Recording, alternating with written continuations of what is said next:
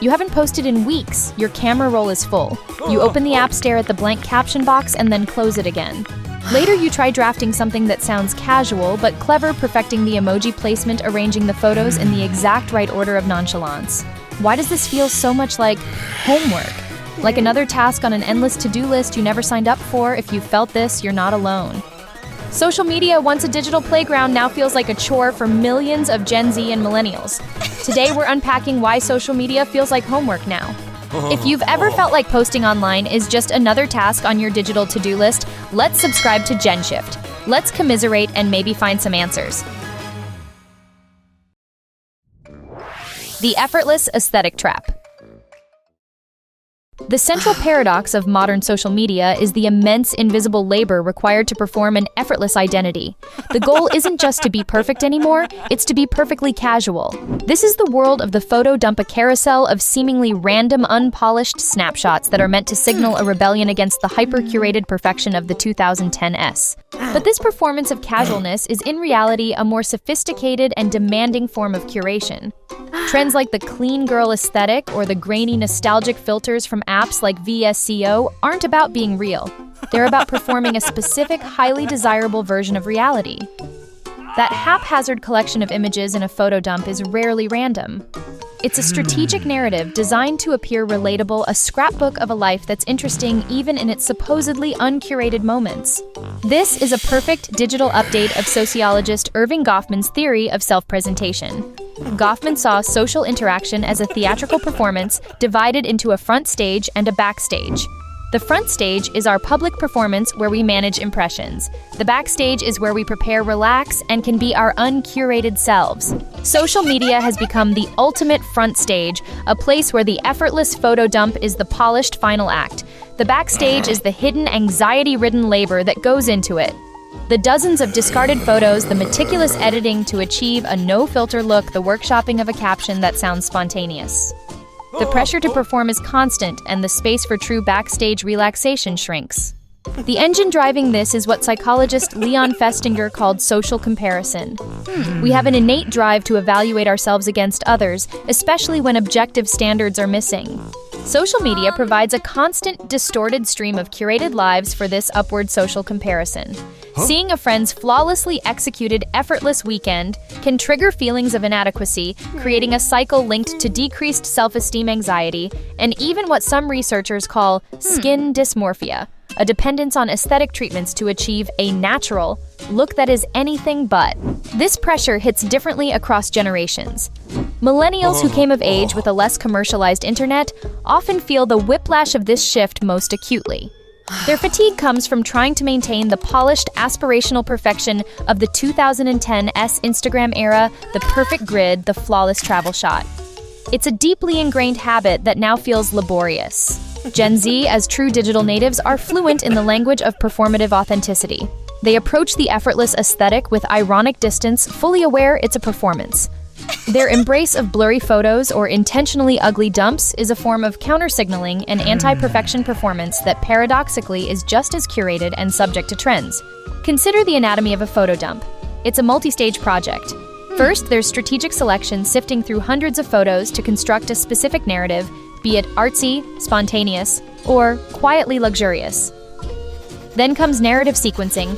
The first image must be a hook to encourage swiping. Next, aesthetic cohesion, a consistent filter, often with added grain to feign a film-like authenticity. Finally, the effortless caption, short lowercase, vaguely witty, betraying none of the work behind it. The result is a post that presents as a spontaneous glimpse into an authentic life, but is in reality a calculated creative project. Even apps like BeReal, designed to combat curation, have created a new pressure, the need to be spontaneously interesting, with users retaking their real photo multiple times. The moment authenticity becomes a goal to be performed, it ceases to be authentic and just becomes a more stressful assignment. Content calendar brain. The guiding question of social media has morphed from Facebook's innocent "what's on your mind" to the demanding "what is your personal brand?" Even for those with no desire to be an influencer, there's a pervasive pressure to curate a consistent persona, turning personal experiences into assets for a public-facing portfolio. This is the internalization of what digital sociologists call digital labor, the unpaid work users perform on platforms that creates immense value for tech companies. We voluntarily adopt the frameworks of professional social media management, scheduling posts, analyzing performance, staying on brand, and apply them to our personal lives. We become unpaid brand managers for our own identity. The rise of the creator economy has normalized a creator mindset among casual users, a direct path to burnout. The pressure to constantly produce new material to remain relevant on the algorithmic treadmill is emotionally draining. Leisure activities are no longer just for rest. They become potential content-generating opportunities, placing us in a state of perpetual low-grade work. As one study on creators found, the pressure to post daily supplants the ideal of creation with relentless competition. This pressure is felt differently across generations. For Gen Z, who grew up with YouTuber as a viable career path, the creator mindset feels like a native feature of being online. This fluency doesn't prevent burnout. It may make it feel more inescapable. For millennials who remember a more spontaneous internet, this shift feels more jarring and inauthentic. They are grappling with the pressure to professionalize spaces that were once deeply personal. This is perfectly encapsulated in the "should I post this" anxiety loop. It starts with a simple impulse: this is a nice photo, I'd like to share it. But then the content calendar brain activates. Does this fit my aesthetic? Is it on brand? I haven't posted in a week, the algorithm will penalize me. Is this the right post to maximize engagement? Should it be a reel with trending audio? The initial joy evaporates, replaced by the cognitive load of a marketing task. The photo remains unposted, another casualty of analysis paralysis. This is what MIT sociologist Sherry Turkle meant when she described technology making us feel alone together, physically present but mentally detached, framing our experiences for a future audience. The homework isn't just posting. It's the ceaseless cognitive tax of evaluating our lives for their content potential, preventing us from ever truly being off the clock. The performance of self. At the heart of this anxiety is the quantification of the self. Every post is a performance, and that performance is immediately and publicly graded through likes, comments, and shares. These vanity metrics have become perceived as direct measures of social worth. A post is a test, and the engagement it receives is the grade. This system is potent because it hijacks our fundamental human need for social validation. It creates powerful dopamine-driven feedback loops. A post that performs well delivers a rush of pleasure. A post that flops can trigger genuine feelings of social rejection and self-doubt. Our self-esteem is effectively outsourced to the unpredictable whims of the algorithm. MIT's Sherry Turkle calls the resulting exhaustion presentation anxiety, a chronic fatigue from constantly tweaking our online selves to maximize approval. Sociologist Irving Goffman's concept of face is critical here. In any interaction, we put forward a line to establish our social value or face. On social media, a post is a line. A post that performs well maintains face. A post that is ignored is a public loss of face. The profound fear of this failure, or the related fear of being perceived as cringe, leads to intense self-censorship. This psychological weight is shouldered differently by each generation. Gen Z, raised entirely within this ecosystem, may be more adept at the performance, but they are also more exposed to its fallout. The research of psychologist Jean M. Twenge, particularly in her book iGen, links the rise of the smartphone directly to the sharp increase in anxiety and depression in adolescents born after 1995.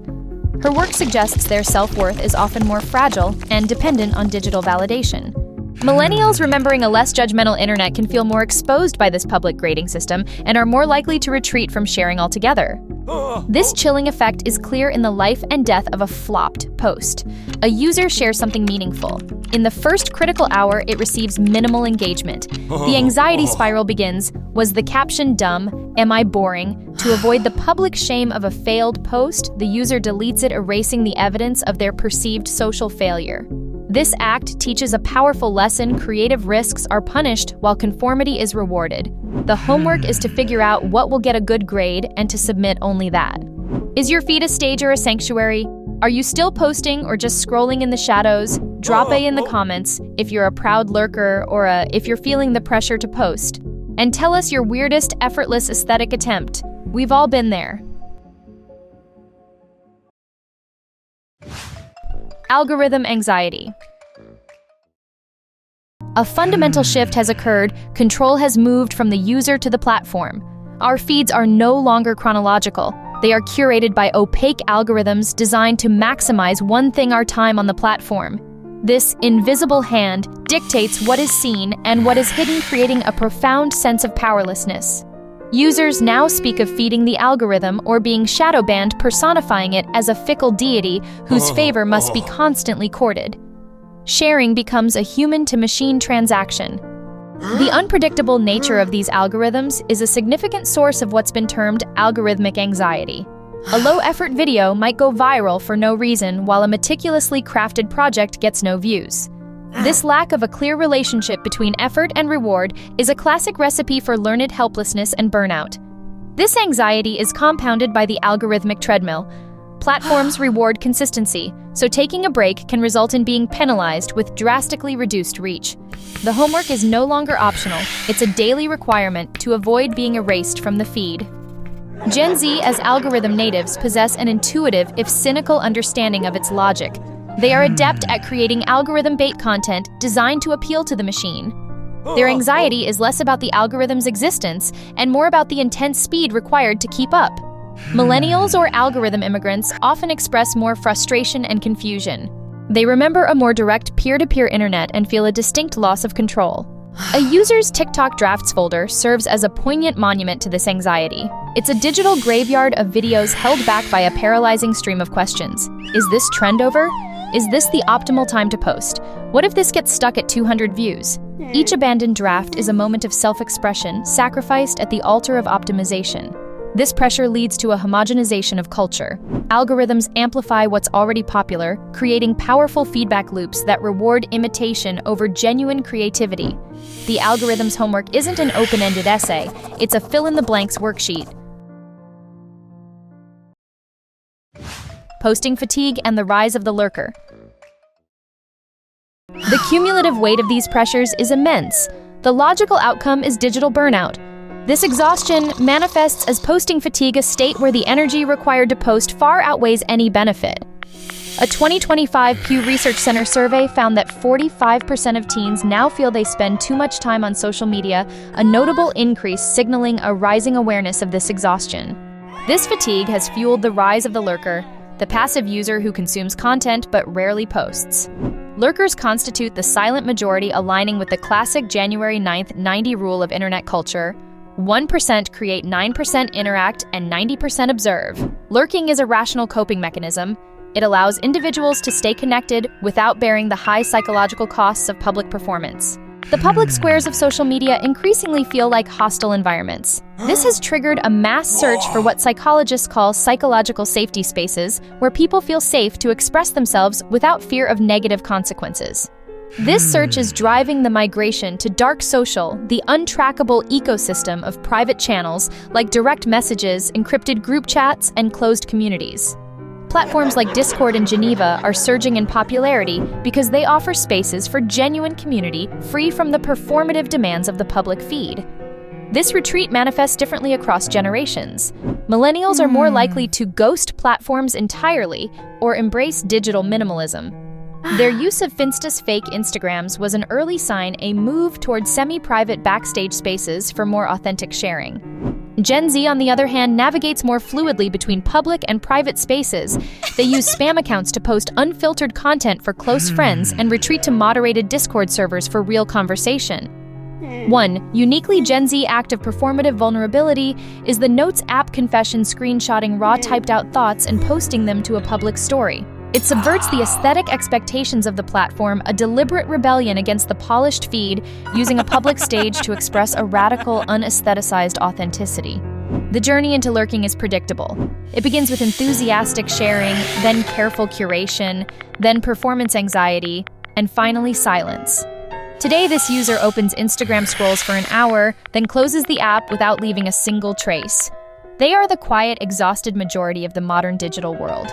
This quiet migration away from the public square could signal a paradigm shift. The future of online life may look less like a global stage and more like a network of small private rooms where connection feels quieter, but more genuine. Conclusion. So where does that leave us? The feeling that social media is homework isn't an accident. It's the result of the aesthetic trap, the content calendar brain, the performance of self-algorithm anxiety, and the inevitable posting fatigue that follows. Social media wasn't supposed to feel like a job, it was meant to connect. Maybe the answer isn't to post more or to perfect the effortless aesthetic. Maybe it's to post more honestly, or less often, or to log off and connect more deeply in real life. For Gen Z and millennials, reclaiming our digital spaces means recognizing the pressures setting our own boundaries and remembering that true connection rarely comes with a like button. Our relationship with the feed is complicated, but we still hold the pen. If this episode resonated with your silent inner voice, like and subscribe, and tag that one friend who still drafts captions like it's a college essay or who's been taking a break from social media since last year. Let's build a healthier digital future together.